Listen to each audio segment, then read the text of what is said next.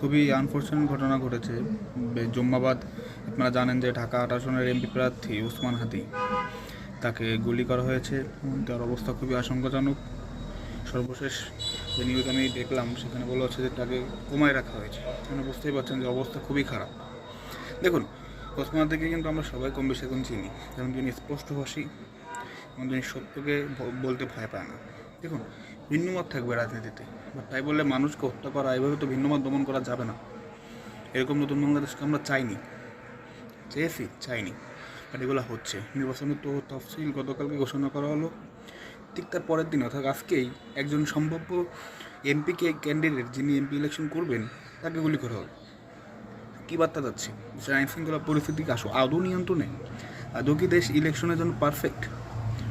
এবং ওসমান হাদিকে যারা গুলি করেছে তাদের অবশ্যই শাস্তি দিতে হবে, নাহলে তারা সাহস পেয়ে যাবে। দেখুন, যেই করুক এই হামলা, যেই করুক, মানুষকে হত্যা করার অ্যাটেম্প যেই নিয়েছে তার বিচার করতে হবে। যে দলের হোক, যে ছোটো বড় শক্তিশালী হোক, তার বিচার করতে হবে। কিন্তু সমস্যা কি, আমাদের দেশে আমরা ব্লেম গেম খেলি। ব্লেম গেম খেললে হয় কি, প্রকৃত যে দোষী না যারা, তারা পার পেয়ে যায়। বাট আমি চাইবো যে ব্লেম গেম যেন না খেলা হয় এবং ওসমান হাদির যারা প্রকৃত হত্যা উদ্দেশ্যে যারা তাকে গুলি করেছে তাদের জন্য বিচার হয়। ভিন্নমত থাকবে, আপনি কি ভিন্নমত কীভাবে দমন করবেন নাকি? এটা পৃথিবীর কোথায় হয়? আপনার ওসমান হাদিকে পার্সোনালি ভালো না লাগতেই পারে, তাই বলে আপনাকে হত্যা করার উদ্দেশ্যে গুলি করবেন কেন? মানুষের মতামত থাকবে না, রেসপেক্ট করুন। বাট তিনি, ওসমান হাদিকেও ক্রেডিট দিতে হয়, তিনি অনেক বিষয়ে আপনি স্পষ্টভাষী, যা বাংলাদেশের যারা বড় বড় রাজনীতিবিদ না তারা বলতে ভয় পায়। ইয়েস, তারা বলতে ভয় পায়, ঠিক শুনছেন। ইটস ভেরি ভেরি আনফর্চুনেট যে এটা একটা অভ্যুত্থানের পরও আমাদের দেশে ভিন্নমত দমন এইভাবে করা হচ্ছে। Really unfortunate.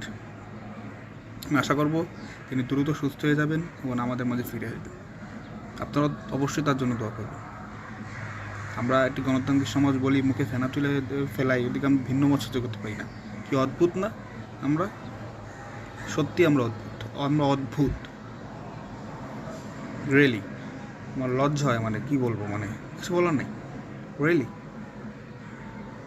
এ কেমন ডেমোক্রেসি আমরা চাই? এ কেমন ডেমোক্রেটিক কান্ট্রি আমরা চাই? যাই হোক, আবার কথা হবে আপনাদের সাথে। আশা করি পরের বার ওসমান হাদিকে নিয়ে যখন কথা বলবো, সুখবর দিতে পারবো যে তিনি সুস্থ আছেন এবং ভালো আছেন। আপনারা সবাই তার জন্য দোয়া করবেন।